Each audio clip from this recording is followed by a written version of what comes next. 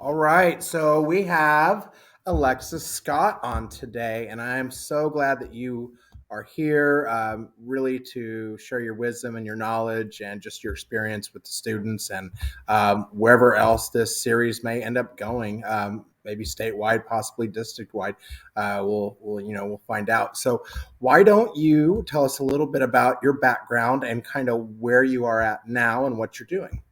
Sure. So, hi, everybody. My name is Alexis Scott. I live in Boise, Idaho, and my title is I am the manager of employer partnerships for a company called Aspireship. Aspireship is a company that trains people in software sales, and we actually help them get hired into new jobs. So, I started my sales career actually way back yonder on a golf course, of all places. I was a beverage cart girl. So I'm not sure if any of you have ever been to a golf course, but when you golf, there's a girl who drives around in a little cart with all kinds of drinks and she sells them to the golfers. So I was doing that. And my boss at the time, his title was the food and beverage director. And we got to chatting. I was in college at the time. And he saw my interest in business. And so we started talking and he started teaching me about revenue. Revenue is another word for money. And the more I learned, he said, you would make an incredible catering sales manager. And we actually have an opening for one. And so he hired me. I was still in college. And was just getting ready to finish. So I ended up taking that job, and that really started my official sales career. Throughout the years, I've worked in hotels, I've worked at country clubs, I worked for a home automation company, and now I am in recruiting meets technology, but very sales focused. Yeah, and what I really like about the Aspireship program is it really for people that aren't sure if they like sales, if they don't really have an understanding of it. You guys provide a really, really good service. So, and it's free to start with, so they can at least get in there and go, okay, not really what I want to do, but at least I understand. Or they go, you know what? I didn't realize I would enjoy doing this, but I actually do.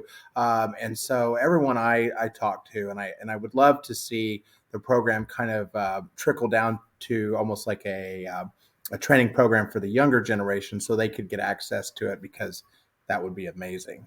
Yeah, it's really interesting. Sales as a career, I think if you ask 99.9% of salespeople, they did not grow up saying, I really want to be a salesperson. Right. Right. um, it is something, we fall into, and it can be very lucrative financially. So it's an exciting thing. However, it's not for everyone. Right. And that is something that I really love about Aspireship. It's not often that you can try out a Right. profession. Um, and so the ability to learn how to do something and then even learn if you would like to do something at the same time is really beneficial. I always tell people, try it. It's free. You might love it or you might not. And if you don't, better that you learn while taking this course than you learn while hating a job that you accepted and that you don't want to have anymore. And if you do love it, fantastic. It's a program that if you are able to prove competency, we can actually help you get hired. So for sales or even aspireship, would somebody need a college degree? Is that at all? Well, yes and no. Okay. So I have a college degree. My degree is in sociology. Um, I got this degree not knowing what I wanted to be when I grew up. And I got this degree because I am genuinely interested in society and the workings of society. Um, some companies do require a degree to be on their sales team. Others do not. And we're seeing a gigantic shift into not. However, my advice, and this is again, Alexis Scott, this is not Aspireship's advice. This is my personal advice.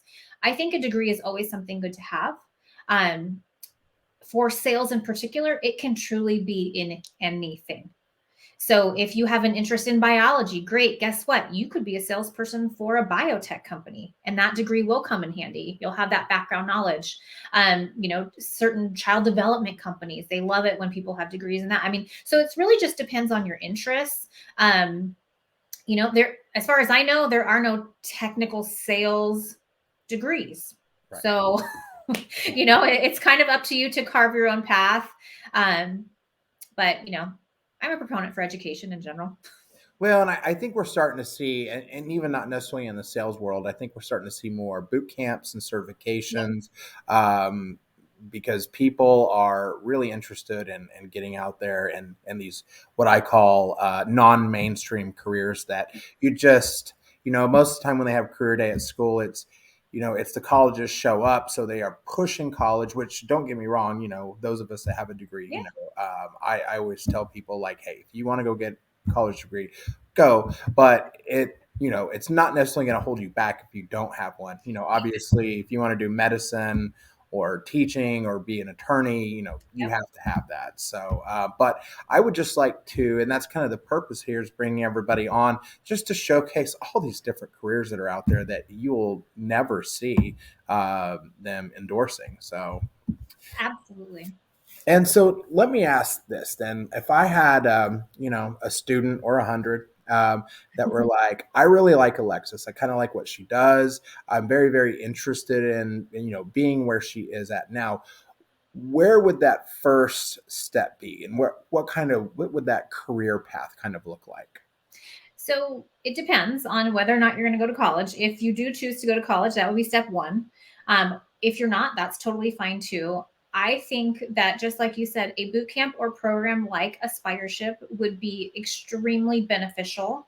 It is very hard to start a career in any discipline if you do not have some degree of experience or some degree of training. And so, what I believe training shows to employers is that you're willing to invest in learning whatever skill or trade you are trying to have them hire you for. Right. So, if you think of a technical skill, right, you want to be an HVAC technician, you got to go to school for that.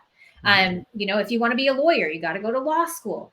And even jobs that don't require formal degrees, if you can show an employer that you are investing in yourself and learning training that they don't have to put you through, that's going to get you that extra step ahead of people who are just like, I don't know, I thought I'd give it a try. So, anything that you can do to show that you are a learner and that you are interested and that you're a self starter, that's really where I would start. Perfect. So tell me what you love most about your job. Oh my gosh, where do I begin? I have this talk a lot um, with my friends and my family because I lost my job due to COVID. And so I spent 6 months taking my time and kind of deciding what I really wanted to do next. And I didn't know if my career in sales would continue. Sales can be very stressful. I'm not going to lie. There are lots of goals associated. And if you're not hitting them, that can be challenging. Um, but I was really finding joy in helping others get hired. And so I knew that no matter what I did next, I really, really wanted to help people get hired. I had, really gone through a lot and it was very important to me. I got extremely lucky and I found a job where not only do I get to still have my sales career and do what I love, but I also get to do what I'm passionate about, which is to help people get hired. So what I do is I find companies to actually hire Aspireship graduates. They pay us a fee for placement. So I'm selling essentially recruiting services. But the way that I see it and what wakes me up and gets me out of bed every morning is I see it as if I don't do my job, there are no jobs to be had by our Aspireship graduates. And so it's really important for me to be successful so that these people that I care about and who want to start careers have an opportunity on the other side of completing our program successfully. So I love that what I do is mission driven. It's not just about making money, it's about helping other people. I love the people that I work with because I work for a company that's a for profit company. However, every single person that I work with truly cares about the people that we help, which not all companies can say. I love that I'm not just a number on a spreadsheet to my company. They care about me and they care about my family. And again, not all companies, not all people can say that about where they work. I love that I get the opportunity to work remotely. You can see I'm here in my home office right now. And I'm very fortunate to have that opportunity. If this Absolutely. was an on location job, my company's in Arizona, so they wouldn't have hired me. Um, and I'm very grateful for that. I love what I do day in and day out. I get to meet with really incredible sales leaders who are willing to give people the opportunity to start new careers, like-minded people. I get to do really cool webinars, podcasts. I get to play on LinkedIn and meet incredible professionals to talk with and learn from. I mean, my list of things I love, it's infinite with my current job. I'm very, very lucky. And the it's been very interesting with since COVID, because it's created this shift where people have had to be very, very flexible. It's created really new interesting opportunities. I have my neighbor across the street. He works for Cox Communications, and so they put the entire people on virtual. They're working remote from home, and they realized that they had saved so much money from just like not having everybody in the building, that they, with the exception of the technicians that have to go get their equipment, they are completely, like, everybody is working remote. And what they've, so now they are starting to offer kind of a hybrid mode where if people want to come to an office, because there are some people that get a little stir crazy, and they, there is some value to some people where they like going into the office and being able to go around the water cooler and chat, and then there are other people that are just absolutely love just staying at home. And so I think I don't think any of us would say that COVID was a good thing. We've all said No. it was a terrible thing, but it's been interesting because of that situation, how it's created these remote jobs, and really given people, I think, more opportunities. Because, like, if one of my students goes, "Hey, I want to try out Aspireship," they are not, and they graduate, and you're like, "High five, we're going to get you a job." They're not limited to where they live, so they can Right. work anywhere. And this is I was, you can almost go live wherever you want to and work wherever you want to, which I think has been very, very interesting. Because now, if I want to work for a company, say in like New York City, where the cost of living there is crazy, I can still say in Oklahoma, and I can, work in New York City if I want to.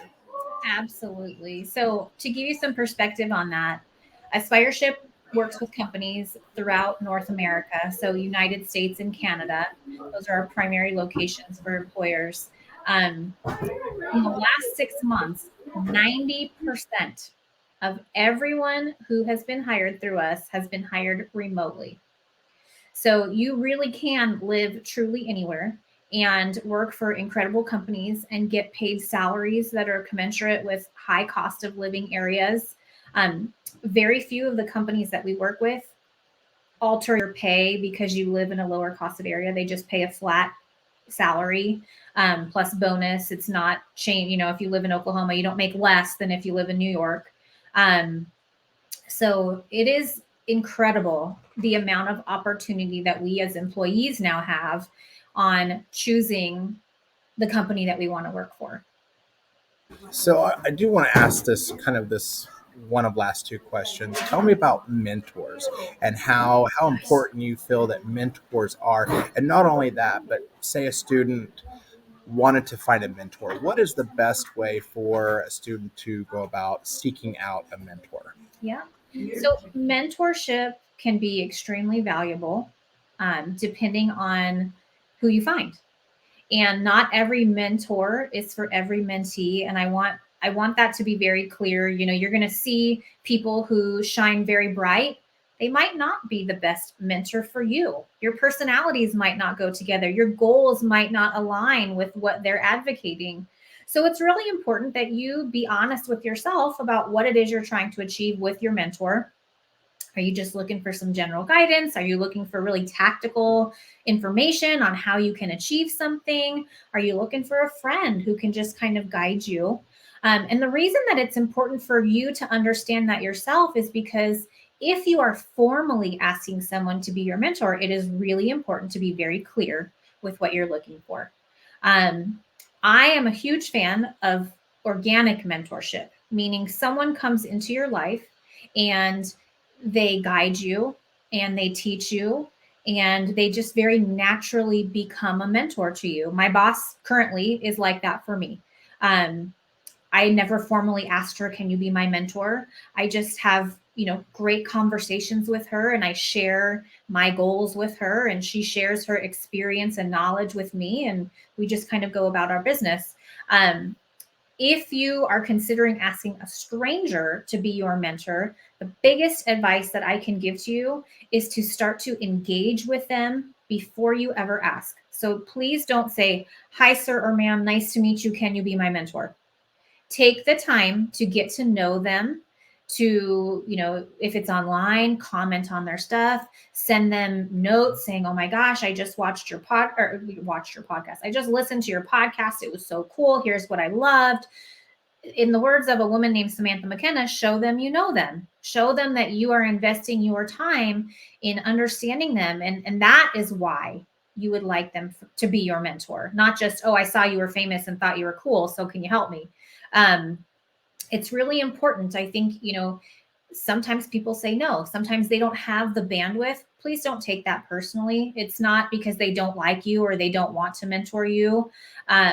People are, with big jobs are really busy. And I know a lot of people who do say no. And the reason is because they don't want to be a crappy mentor.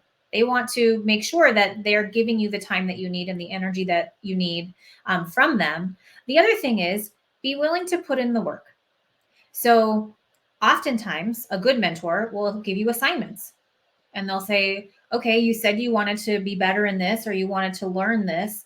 Go watch this. And next time we meet, we're going to talk about it. Or go read this. And next time we meet, we're going to talk about it. If you do not do your homework, there is a very likely chance they will not be your mentor anymore because you are not putting in the work and you're not doing what they're asking of you. And therefore, you're not showing yourself as being serious about this ask, and it's not worth their time. So that's my cautionary tale. Yeah. Well, I like that because if you're not going to invest in yourself, why should somebody else invest in you? Exactly. Exactly. So, where can people find you? You can find me on LinkedIn. So my name on LinkedIn, if you search, it's Alexis Scott, but the handle on LinkedIn is Alexis J Scott. That's how you know it's really me. Um, also, You, you are you going to put official before your name, the yeah, official? I'm gonna get my little check mark. Um, but that's probably the best way.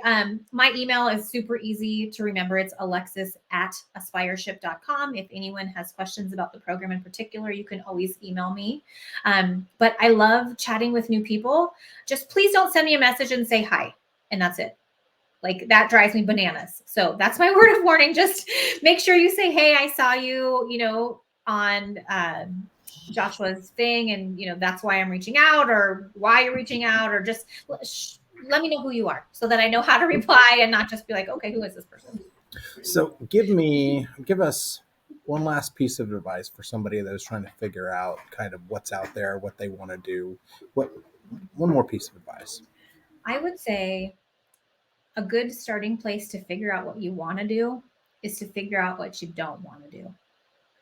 So if you start making a list, start with everything that immediately you say, oh, heck no, I don't want to do that.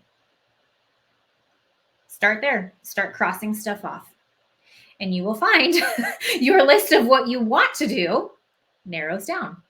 Um, the other thing I will say is that sorry, that's two pieces of advice, but I'm going to give you one for free.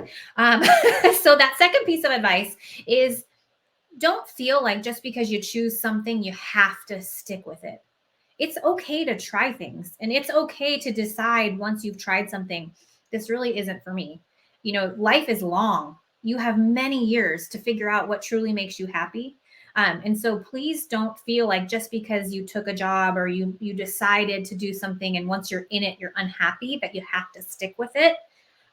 You can always recreate yourself and reinvent yourself and start fresh and really truly find something that makes you happy in life and that you enjoy doing. It took me what how I'm don't tell anyone I'm 39. So it took me a good almost 20 years to really find a role that I feel fulfilled in. Yes, sales is great and it's wonderful, but for me the added component of helping people has made a really big difference in what brings me joy every morning and gets me out of bed and fulfills me to do what I do. Um, and so just be honest with yourself. That's beautiful. Love it. Okay, thanks.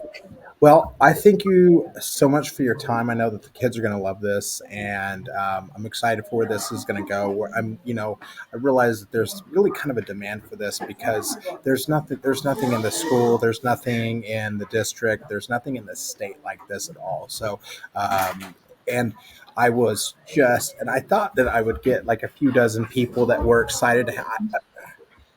I'm at like 89,000 views and hundreds of people Great. have just, I'm like, I need more hours in the day to get through these Yeah, that's interviews.